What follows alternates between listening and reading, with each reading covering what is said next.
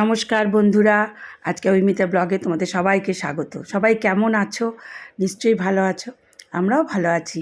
তো আজকে দেব বউ ভাতের ব্লগ। এই কদিন তো বিয়ে দেখলে, তোমরা কেমন লাগলো একটু কমেন্ট করে বললে ভাল লাগতো। চলো আজকে একটু খুনসুটি, একটু বদমাইশি এবং সঙ্গে থাকবে আমাদের তত্ত্ব সাজানো এবং বউ ভাতে যাওয়া। যতটুকু পেরেছি তুলেছি, খুব বেশি তুলিনি, তবে এর মধ্যেই আমরা কিন্তু আনন্দ খুঁজে পাই। তাই আনন্দটাই আমাদের কাছে সবচেয়ে বড় জিনিস।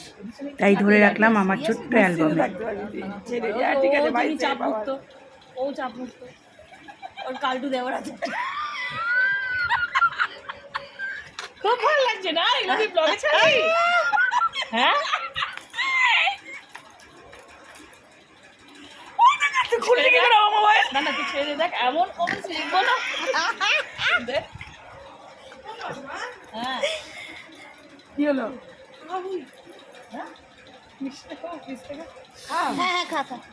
এই ভিডিওগুলো করেছে লুকিয়ে আমার খুঁড়তো বোন, মানে বেঙ্গলি ব্লগার ঝুমা।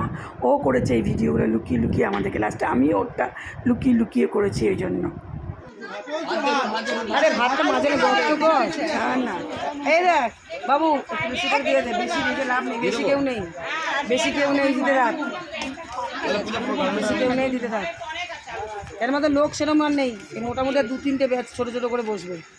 আর না এদিকে বসিস না, এই যে ডাল দে, ডাল নিয়ে। এবারে তো আমাদের কাজ শুরু। পরের দিন সকালবেলা বসে গেলাম তত্ত্ব সাজাতে। কিছু তত্ত্ব সাজানো বাকি ছিল, সেগুলো আমি আমার বোনরা সবাই মিলেমিশে হেল্প করলো ধরাতে করে আমরা সুন্দর করে তত্ত্ব সাজিয়ে দিয়েছি। তোমরা দেখে কিন্তু অবশ্যই বলো আমরা কেমন সাজিয়েছি তত্ত্বটা, বললে ভালো লাগবে। এগুলো অবশ্য অভ্যাস আছে, আমি এর আগেও করেছি। আমাদের সবার বিয়েতে আমরা কিন্তু নিজেরাই তত্ত্ব সাজিয়ে পাঠাই। আমি টোটালি এই পুতুলটা যেমন টোটালটাই আমিই বানিয়েছি। তারপরে আরও সবগুলো অনেকগুলোই আমি বানিয়েছি, সব তো তোলা সম্ভব হয়নি, তবে চেষ্টা করেছি যেটুকু পারার নিজে নিজে তুলে রাখা, সেইগুলো একটু তুলে রেখেছি তোমাদের সামনে। দেখে বলো কেমন লাগছে অবশ্যই।